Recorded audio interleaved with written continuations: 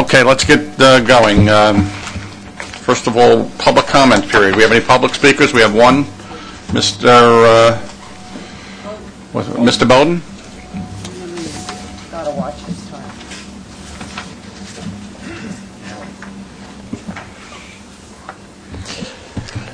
Good morning.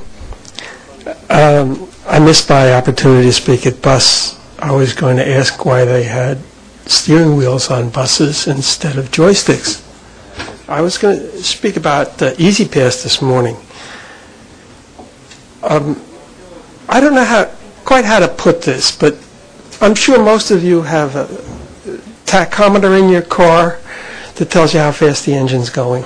And you have an automatic shift, so there is no connection. And you've also got a speedometer with a needle that goes up and down like this. And the only thing you really need to know is the speed you're going, which is one number. And that inability to move from a tachometer and an analog speedometer impacts much of the work you're doing, and it impacts Easy Pass. We can't move beyond an analog display to one that tells you exactly what you need to know. When you're designing Easy Pass and lanes, that's part of the problem. Now, I don't know how to make that transition from the IBM massive computers to the iPads that each of you should have in front of you at this time, and don't, except he's not here. How do we begin to move you into the digital age where you have the information on your laptop in front of you instead of on a book? That's where we're going. That's what my grandson does. Excuse me, Murray, 20 seconds, please. Thank you for the opportunity.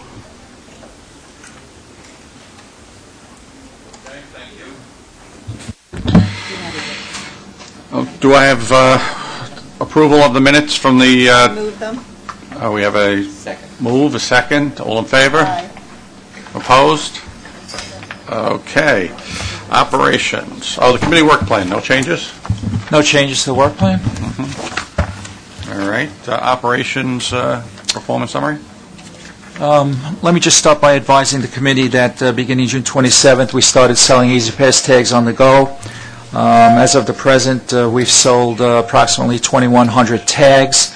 The handouts I passed out, predominantly these handouts are given out by the toll collectors in the booths and advising customers in the cash lanes that they have the opportunity to buy the Easy Pass tags. Happy to say that it's working well, it's moving along well, and it's given us an opportunity to increase market share at the Henry Hudson Bridge.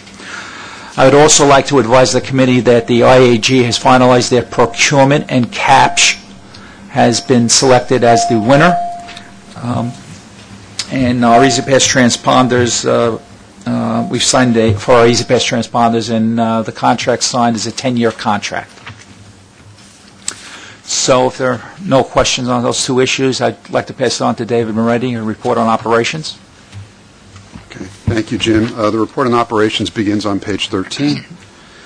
In May, we had 25,119,000 crossings, which was a decrease of 862,000 over the prior May.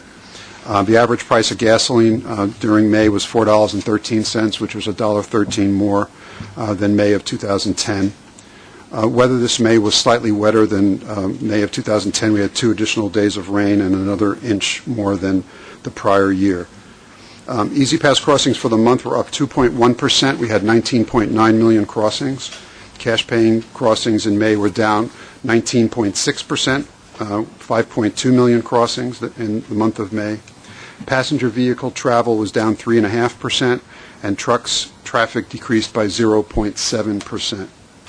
All facilities had fewer crossings versus May of a year ago, except for the Manhattan, Brooklyn, Queens facilities, which were up 0.7% for the month versus a year ago. Year-to-date through May, there were 113.2 million crossings, which are 3.3 million fewer crossings than the same period a year ago. Finally, looking at June traffic, for first estimate of June, we had 25.3 million crossings, which is about 600,000 fewer crossings than June of 2010. If there are no questions, I'll turn over the rest of the report to Andy Petrovich, our Chief Health and Safety Officer, to give a brief report on our safety statistics. Good afternoon. On page 26 and 27 are four charts and four graphs covering the customer vehicle collisions and injury collisions and employee accident reports and lost time injuries through May. Please note that the injury rate per million vehicles has dropped to 0.78 from 0.88, and that for the employees, the first 5 months frequency has dropped to 5.7 versus last year's 6.3. If there are no questions, that concludes my report. Thank you. I'd like to move on to the financial report. Don Spiro. Start with the Easy Pass report on page 29. Our Easy Pass market share was 79.3% in May, which is 4.2 percentage points higher than a year ago. And the stronger growth this year is likely due, as we've been discussing, to the reduction in cash traffic due to the December 30th toll increase and the higher gas prices. More than 13,800 Easy Pass accounts were opened in May, including more than 3,600 on the Go accounts, which is approximately 26% of the total accounts open for the month. This is pre-Henry Hudson Easy Pass on the Go sales that Jim was referring to. Through May, more than 108,000 on the Go tags have been sold since the program began. 76% approximately have been registered. That concludes my Easy Pass report. If there are no questions, I'll move on to the financial report, which begins on page 35. Toll revenue through the first 5 months is down 1.5% versus the budget, a reflection mainly of the lower traffic we saw in January due to the storms, the lower average tolls, and the lower traffic from higher gas prices. May revenue was down about 2.1% against the budget. Total expenses were down in May by 13.2%, primarily due to lower labor expenses and lower expenses for maintenance and other operating contracts. Year-to-date, our expenses are more than $20 million below budget, almost 13%. Labor expenses are down almost $8 million year-to-date against the budget, includes approximately 20% lower for overtime. On a year-to-year basis, we're actually down more than 20%. That's the first 5 months of May this year versus the first 5 months last year for overtime. This, of course, is on top of a significant overtime reduction the year before, year-to-year, of about 30%. So that continues to be a great initiative for us, the overtime reduction program. Non-labor expenses are down almost $13 million against the plan. That's primarily due to timing and maintenance and other operating contracts, as well as materials and supplies. Our support to mass transit is approximately $385 million through May. $25.7 million was 7% better than planned. And just to remind you, starting in September, we'll be reporting against the mid-year budget instead of the adopted budget, and the budget will be presented to the board on Wednesday by headquarters staff, and we'll be presenting our own budget in September to you. And that concludes the financial report. Don? Yes. I understand about the lower traffic numbers, but I've also seen article after article that states, and I'm sure it's the case of the Henry Hudson and the RFK Bridge, that people are going to the free crossings and the Midtown Tunnel where free crossings are available. Mm-hmm. And people are voting with their cars now, and that's a well-known thing now. So obviously, tolling the free bridges would equalize traffic. It would save fuel. It would be so much. There would be so much good to come out of it. More support for mass transit. Less pollution in the South Bronx and downtown Brooklyn because people would be using the crossing that best suited their needs instead of the one that's free. I mean, there's just so many good reasons for it. Is this going to continue to decline, obviously, until we have some equalization on these crossings? I can't project that for you. I don't know. I mean, but you know that they are. They're using the free crossings. Right. Well, the actual numbers, just for my understanding of the numbers that were presented in the press were actually comparisons of 2009 and 2010, not even getting into 2011 yet. Right. I mean, there's nothing. It may be continuing in 2011. We just don't have those numbers yet. So. Okay.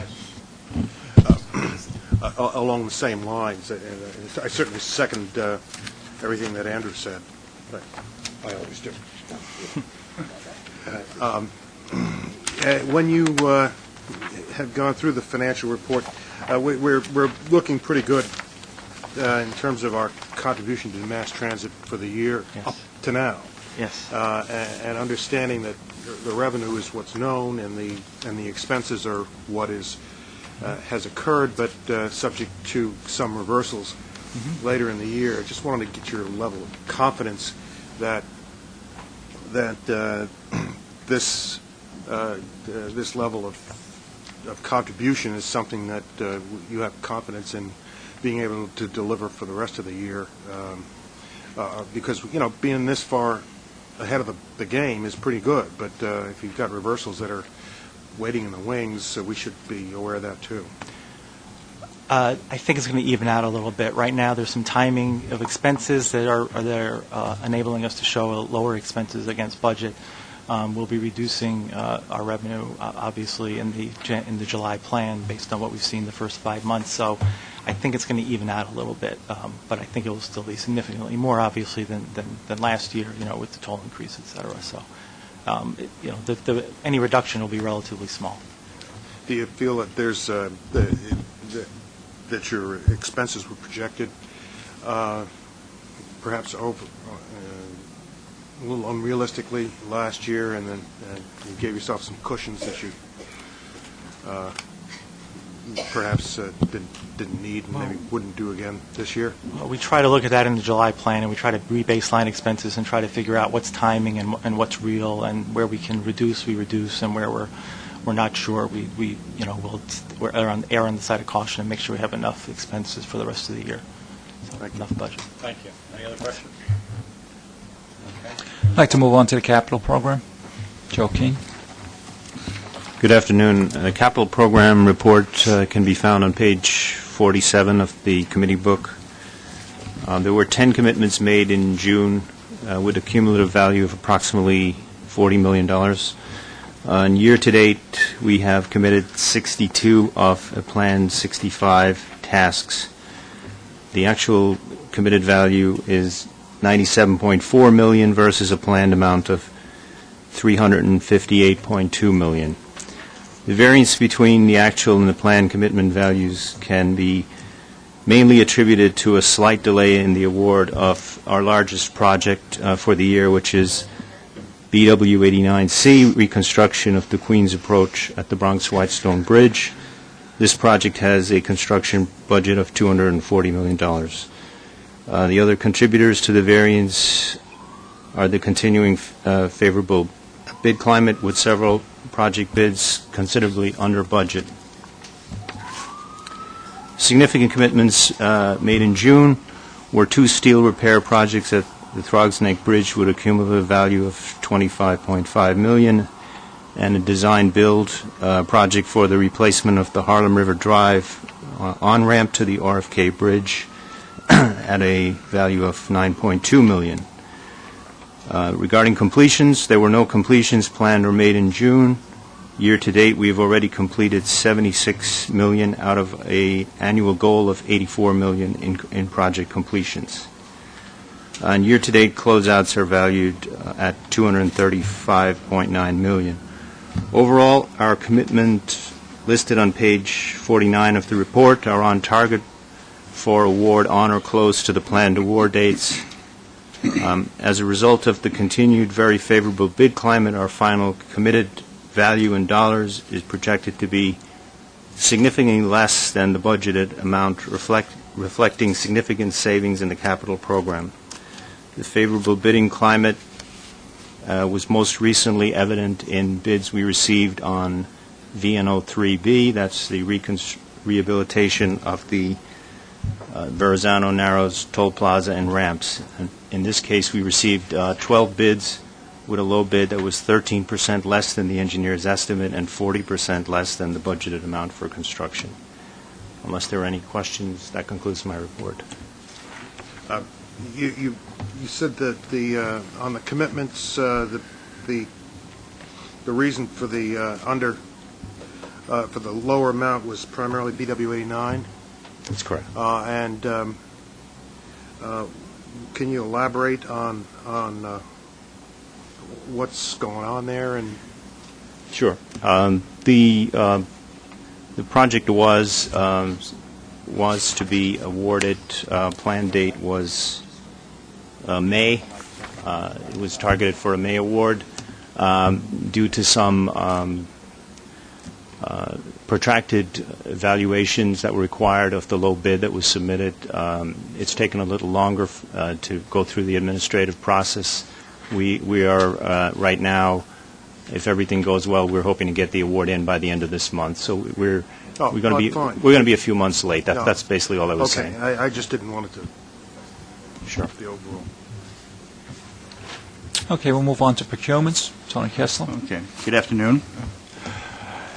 There are 5 procurements this month totaling about $15.1 million. There are no non-competitive procurements.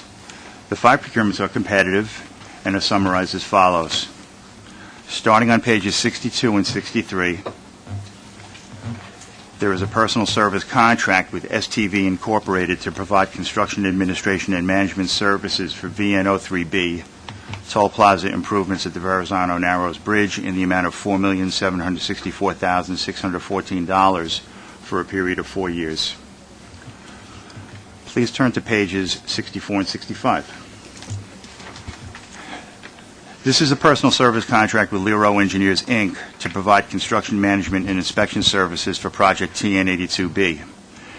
Interim repairs to orthotropic deck structures at the Throgs Neck Bridge in the amount of $4,541,525 for a period of 2 years, 10 months.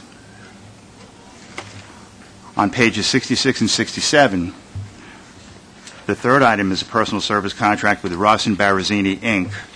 to provide design and design support services for Task 26, installation of an integrated electronic security system at the Throgs Neck Bridge in the amount of $1,409,991 over a duration of 4 years. Turning to page 68, there is a modification under 5 personal service contracts to increase funding in the aggregate amount of $4 million for the provision of miscellaneous design services on an as-needed basis for various projects. The last item on page 69 is a modification to a personal service contract with Atkins, PA, for funding in the amount of $401,870 for additional work for the all-electronic tolling pilot at the Henry Hudson Bridge. And to complete the procurement agenda, there are no ratifications. Have a motion? Second? Do I have a second? Second, okay. All right, all in favor? Aye. Opposed? Thank you. Motion carries. Thank you. Can I raise one, two things? Yes, Jim. Just as we've ripping through this, which is a good thing. Per the minutes, we were going to expecting to see an update on the all-electronic tolling project on the Henry Hudson Bridge this month. Have to. Can we lay it over September? Absolutely. I'm sorry. Yeah. Per the minutes, we were going to be seeing an update on the all-electronic tolling project at the Henry Hudson this month. Yeah, well, I do have a presentation. I was thinking of laying it over September unless... Oh, did you say that when I wasn't here? If so, I'm sorry. Okay. And the other thing is on page 2021. I just wanted to get some clarification on the layout of those of this table for the RFK and the bridge in the Bronx and the Manhattan. I'm not sure how to read this. You have total vehicles for one bridge, Easy Pass for the Whitestone, and cash for the Throgs Neck. It doesn't make any sense to me. That's not the way to read it. We've grouped these bridges together, and we're presenting to you the traffic statistics for those 3 facilities.